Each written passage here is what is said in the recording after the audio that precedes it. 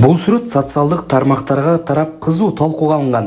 Ошондо көпчүлүк эл арасында бийликти алмаштыргысы келген 75 аксакал бар деп айтып чыккан. Туура, бул сүрөттөгү мурдагы чиновник коомдук ишмерлер тымызын бирөөнүн кызыкчылыгын, мүдөөсүн ишке ашырууга далалат жазышкан.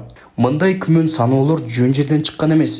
Себеби аксакалдар бул сүрөткө УКМКнын жаңы имаратынын алдында жөн гана түшпөстөн Камчыбек Ташиевдин сыйлуу коноктору катары кабыл алуусунда болушкан. Бирок бул маалымат бир кишинин таасиринен улам коомго башкача жарыяланып, Камчыбек Ташиев элдик курултайдын катышуучуларын кабыл алды деп чыгарышкан. Көрсө жайыл дасторкондо отургандардын бардыгы эч кандай курултайга делегат катары барышкан эмес. Биз аларды түз эфирдеги видеодон издеп, бирин да тапкан жокпуз. Бул бир дейле.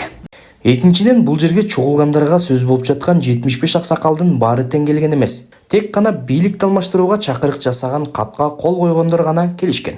Ага Миталип Мамытов, Бекболот Талгарбеков, Темир Сариев, Накен Касиев, Кемел Аширалиев болуп 40ка жетпеген аксакал гана кол койгон. Мына ошолор Камчыбек Ташиевдин сыйлуу коногу болуп, атайын кызматтын жаңы имаратында чогулушкан.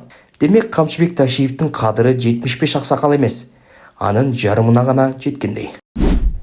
Камчыбек Ташиев курултай деген шылтоо менен УКМКнын жаңы имаратынын ичин ресторанга айландырган.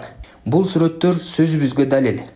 Жакшылап дасторконго көңүл бурсаңыз, анда мөмө жемиштерди, таттууларды, тамак аштарды гана эмес, ичимдиктерди дагы байкоого болот.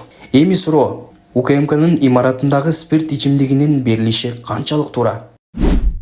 Жолугушуунун өзүнө токтолсок, анда чогулгандар жөн гана келишкен эмес. Булар бир максатты көздөгөнү айдан ачык. Мындай жолугушууларда өлкөдөгү саясий кырдаал талкууланып, бийликке жетүүнүн ар кандай жолдору сөз болушу толук ыктымал. Ал тургай, келечектеги мүмкүн болгон кызматтарды бөлүшүү тууралуу да кеп козголгону турган иш. Конституциялык түзүлүшкө каршы аракетте УКМКнын экс-төрага орун басары Курбанбек Аббасовго кураторлук кыл деп тапшырганы айдан ачык экенин Facebook колдонуучулары жазууда. Эми ар биринин жоопкерчилиги каралабы деген суроо да жаралбай койбойт.